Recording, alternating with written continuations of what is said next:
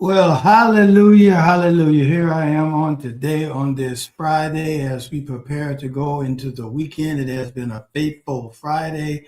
Thank you all for being on. Some of you may not be on right now, but you might be able to see this at a later time. I ask that you go ahead and put at followers if you're watching so that they know that I am live. At followers, put it on, type it in, and then they will know that I am on. I should be on all of the platforms, but just to make sure, I am going to do my at followers to ensure that everyone that follows me knows that I am on. So once again, at followers, if you're on, do that at followers, and then everybody will be notified. You can only do it while I am live. I thank you all for time and patience with on today. I'm not going to be before you long. Uh, uh, I'm not going to be before you long. I'm just going to talk to you a moment, just for a brief moment, of something that you can see that on the bottom of the screen. And the bottom of the screen says why we need to dig deeper. Why we need to dig deeper. All right. So one day in the summer, a man's wife wanted to mulch the flower beds in their front yard. It was a blazing hot outdoors, and landscaping was the last thing that the husband wanted to do. But for his wife, landscaping is an escape. It brings her joy. So he went to Home Depot and bought about 12 bags of mulch. As he was unloading them, he noticed something that caught his attention. His wife wasn't just removing the old mulch to prepare for the new, she was digging deep, uprooting every weed and blade of grass. That seemed like a lot of work, he said. If I don't dig it up, it will just grow right back, she replied. So often, now here you thought I was talking about a husband and a wife, some mulch, and pulling up some weeds for a flower bed, but so often in our life, it will just come right back. Uh, I'm sorry, so often in our life, we settle for removing what it was visible on the surface. We recognize a problem, confronted a sin issue, or identified a uh, character flaw. But instead of addressing the root, we've simply trimmed the surface. The results, the same struggles keep coming back. How you doing, Liz? I'm gonna say that again. So often in our life, we settle for removing what was visible on the surface. We've recognized a problem, confronted a sin issue, or identified a character flaw. But instead of addressing the root, we simply trim the surface. The results is the same struggles keep coming back. Here's the tension in this conversation. Digging below the surface will cost you. Uncovering the root, how you doing, Florence? Uncovering the root will cost you. Uncovering your addiction, your anger, your lust, your debt, your broken relationship, or destructive behavior is painful. The tension you have here is digging below the surface, because we don't want to go below the surface. It's going to cost us, because it's going to cost. Uncovering the root of addiction, of lust, of anger, of broken debate, of debt, of broken relationship, of destructive habits is painful. One of the things that people who deal with PTSD understands, that when they have to talk about the issue that caused the trauma, that trauma can also re-traumatize them. So they don't want to talk about what's the issue, underlying issue, what caused the trauma, because they feel traumatized again. So we don't want to deal with the root issue. We want to take the surface. We just want to take the top of it. We don't want to dig and pull out the root. What it is causing us. And many of us experience shame, embarrassment, or regret when our struggles become visible to others. As long as surface level, it's okay. But when the roots, long as they can't see the weeds, as long as they can't see the actual internal thing that's going on, we're good with that. But once that internal stuff start growing out and people start seeing what is already in us, we become embarrassed. We regret our struggle because now people can see it. In response, we take quick fix actions, attending a few counseling sessions. I'm just putting a check in the box. It's like some people that, one of the things I've learned as a pastor, administering to people that are married, a lot of times they have already made up their decision before they even come to counseling. A lot of times they already know they're going to get a divorce. They just want to put their check in the box and say, well, I went to counseling and it didn't work, but actually never applied the principles that they learned. And if they really wanted their marriage to work, it can work. Marriage can work under any kind of circumstance. I've known people who have went through some terrible things in their lives and they're together. Now, did they have to restructure? Yes. Did they have to go through some restructuring, some forgiveness, and some boundaries that have been put in place? Yes. But they are still married. And marriage can work if you want to work it. It only works if you want to work it. So we are, within those extended, we install accountable software. We put stuff in. If our issue is we like to watch certain things and we know we shouldn't, we put software on there, but we know the password. Okay, I'm gonna leave that. Making promises to ourselves and to God. It's bad enough to make promises to ourselves and others, but the Bible said it is better to not make a vow than to make a vow and not take and complete it. So it's better for you not to even say you're going to do it. It's better for you not to get an accountability partner. I'll just tell you, I'm going to be accountable to you when you know you're not going to do it. It's better. Don't make a promise to God that you know you're not going to keep, because the Bible says it's better to not do that. But these surface level issues don't bring lasting transformation. Can I say that again? Surface level efforts don't bring lasting a few weeks or a month later, we find ourselves in the same place we swore we would never be. I am such a witness. I remember before I got saved, every time I would go out and I'd get drunk, I'd be sick, I'd throwing up in the toilet bowl. I'd stay there on my knees saying, Lord, if you just take this feeling from you, I swear I won't drink again. But it didn't do anything because I would do it again. I wasn't serious about the change, because change is not change until you change. And I have to make the effort. You have to make the effort to change. Nobody can change. Only God can change us. But we have to be working with God in collaboration with God for the change. Because don't say you want to change and I tell you what it takes to change and you say that's too much work. Then you don't want to change, because change is work and work is hard. And sometimes work is painful. The work to get out of it is painful. We want freedom from consequences more than we want true healing. We just don't want to have to deal with the consequences, but we don't want to have healing. We don't want to deal with the fact that we did this. We just want to be healed. We got to deal with the consequences. There's consequences for what we did. There more than anything else. There's consequences for everything that we do. And so we repeat the same cycle, struggling with the same issues, wondering why change feels impossible. Did I say that again? So we repeat the same cycles, struggle with the same issues, and wonder why change is impossible. Because change is not change until you change. And doing the same thing the same way and expecting a different result is the definition of insanity. Some of us, let me change this now. Some people go around being insane in the membrane, because they think that if I keep doing this, it's going to be different. But I'm not doing anything different. I'm doing the same thing. Well, if I go to this place, if I go over a house and just sit down, if I go over his house and just sit down and talk, nothing, we're just going to watch movies. We're going to watch Netflix. No, if I go to the club, I know I shouldn't drink. I'm just going to order a Coke and I'm going to sit there around people who's drinking, or all my friends are drinking and I'm drinking a Coke. Eventually, I've been there. Eventually, you're going to succumb to that situation, because you have not changed the place you go and the surroundings that if you struggle with something, you can't be around people who's struggling with the same thing you're struggling with. That's insanity, because there's nobody trying to help each other.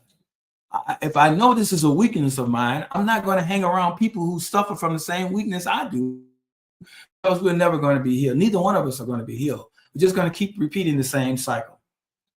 And so I need to find something, but the life you long for is available. If you want to change, that life is available, but it requires courage to dig deep, to go beyond symptoms and get to the source. What is a symptom? I got a runny nose, blah, blah, blah, then that's a cold. So what do I got to do? I got to go and deal with the source that's causing the symptoms. And what we want to do with the situations we're in, whether it's debt, relationship, sin, whatever it is, we want to deal with the symptoms and not the source. It will take time. It will cost you more to deal with the source than it will cost you to deal with the symptom. It will be more painful than you imagine. To deal with things that cause you pain, it's going to cause you some pain. It's going to cause you pain to have to deal with the ugliness, the nastiness that you're dealing with inside of yourself. But the pursuit of the pain leads to authentic life. Pursuit of the pain leads to authentic life. Like I was talking about the PTSD. In order for someone to deal with that, they have to go and deal with the trauma. And the trauma is not easy, but if you don't deal with the trauma, you'll never be able to get over the trauma. Some things are traumatic that you may never, ever forget, but you can get to a place where it doesn't affect you to the same degree. And sometimes we have to understand that. And, I may never get over the effect of, because I did some drugs so long that there's some brain cells that I destroyed. I may never get over that effect, but I can get over the drugs. I hope you're following me. The three practical principles, or three practical steps to uproot stuff. Number one, identify the root, not just the symptom. I need you to write. Identify. Somebody on here, write down. I need to identify the root, not just the symptom. I need to identify the root, not just the symptom. If you're on, please type that in. I need to identify the root and not the symptom. Take time to ask yourself hard questions. What's fueling your anger? What's behind your unhealthy behavior habits? Seek wise counsel to help you uncover the deeper issues. Some of us need some Christian counseling. You need to seek Christian counseling. We have Christian counselors. There's Christian counselors all over. Wherever you are, you need to seek so that they can take the biblical aspect along with the psychological aspect and put them together to help you walk out whatever it is you need to deal with, whatever it is you need to uncover. But we need to identify the root, not just the symptom. I need to identify the root and not just the symptom. Number two, I need to commit to the process, not quick fixes. All right, I'm going to say that again. I need to identify to the process and not just quick fixes. I need to identify the process and not just quick fixes. You need to type that in. I need to identify the process and not just quick fixes. So some of us, all we want is just quick fixes. All we want is quick fixes. All we want is just quick fixes. True healing takes time. We have to find a mentor. Now, everybody say we don't find a mentor. Okay, but you got to find the right mentor. Not everybody can mentor you, because the mentor that you have or you need has to be able to take you from where you are to where you need to go. And most mentors have to have at least experience what you're trying to accomplish in order for them to mentor you to where you're going. I can't teach driver's ed if I don't have a license and never driven. I can't teach you to drive if I haven't driven myself. And I don't see how I can go to someone who has never driven and then ask them to teach me how to drive. So the mentor, you got to be very careful about who you're asking to mentor you. You need to get the right mentor, mentors that will tell you the truth regardless of your feelings. See, we want mentors that's going to baby us, that's going to tell us we're great, we're wonderful, and go along with all the things that we do, even though they may be wrong. That's the kind of mentors we want, but that's not the kind of mentors we need. We need mentors that's going to tell us, no, I'm sorry, honey, that was nasty. That was foul. You shouldn't have did that. You shouldn't have said that. You need to do this. You need to go back and apologize. You need to apologize forgive. Those are the kind. This is what you need in order to get better. So you need mentors and trusted friends. And I use that word trusted friends. Jesus had 12 disciples, but when you think about the amount of transfiguration, there was only 3, Peter, James, and John. I'm just saying, we got all these friends, but really you don't have friends, you have acquaintance. You should only have, that should be somebody that trust enough. And you got to be careful. I'm saying this because I walked this out. I trusted people that I thought were true friends.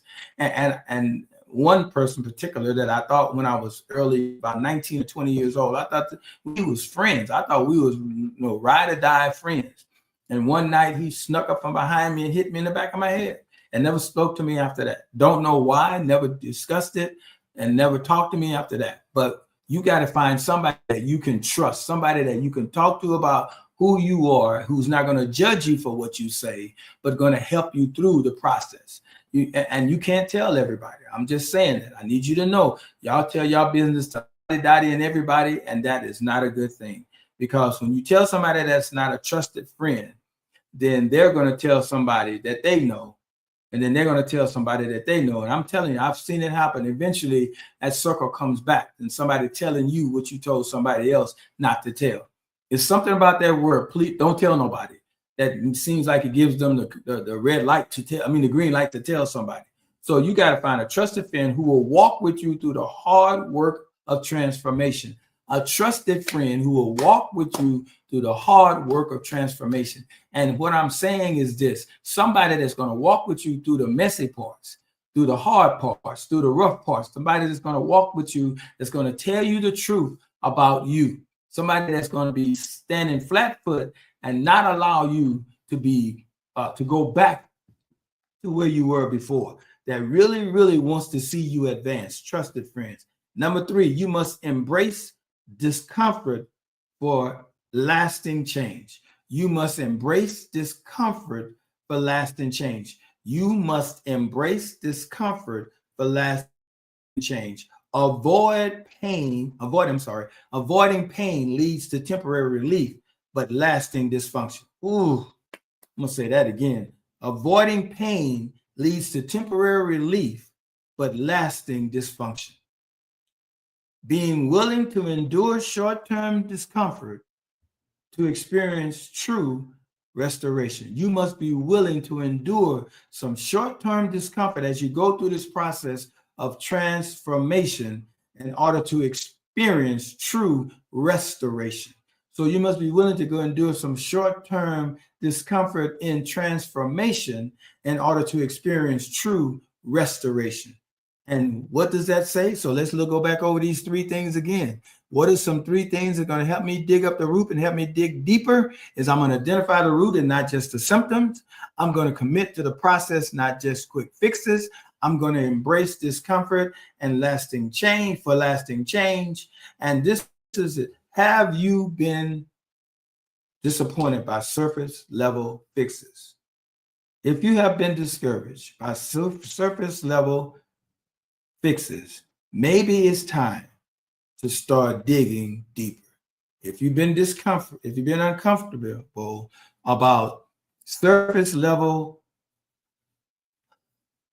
fixes, it's time to start digging deeper. I pray that what I've said have been a blessing to you. I pray that you pass this on, and those that had followers, maybe those that didn't see it now, they'll see it later. But this is something that they really, really, really need to hear on today, because we need to dig deeper so that we can get rid of not just the weeds at the top, but get to the root of the situation.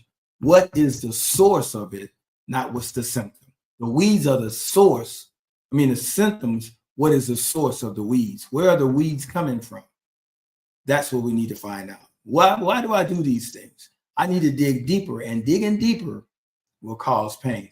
All right, grace and peace be multiplied unto you. I love you with the love of the Lord. And if I don't, as my spiritual father says, if I don't see you live, I'll see you live. And I pray that you find yourself somewhere in a sanctuary church, hopefully the sanctuary church, if you're in the 29 Palms area or surrounding, or watch us online as we continue to love God, love people, and give hope. Grace and peace.